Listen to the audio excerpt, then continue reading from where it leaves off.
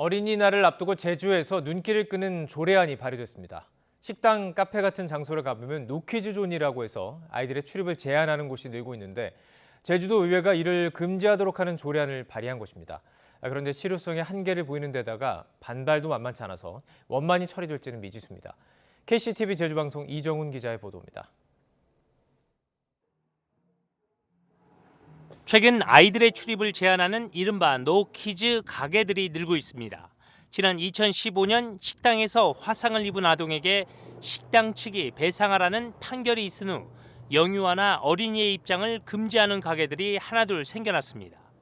전국적으로 노키즈존은 430여 개, 주로 음식점이나 카페입니다. 제주에도 70곳 이상 있습니다. 특히 관광객들이 많이 찾는 제주는 전국에서 노키즈 가게 비율이 가장 높은 지역으로 조사됐습니다. 이 같은 노키즈존은 마음 편히 이용하려는 손님들에게 호응이 높지만 막상 차별받는 아동들은 불만이 클 수밖에 없습니다. 애들은 발언권이 없는데 그걸 좀 차별하는 것 같고 노 앞에 뭐 장애인이나 인종이나 그런 거 붙으면은 논란이 되는데 왜 노키즈존은 안 되냐 약간 그런 생각이 들기도 했어요.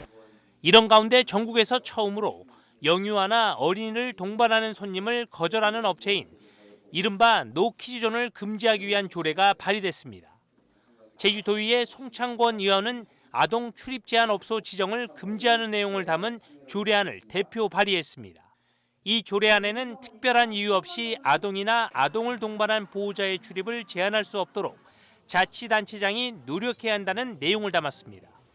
또 정례적으로 아동 출입 제한 업소의 실태와 아동 인권 침해 여부 등을 조사할 수 있도록 했습니다. 이게 이제 핫한 곳에만 운영이 되면 그나마 괜찮을 텐데 마을 안까지 들어와 있습니다.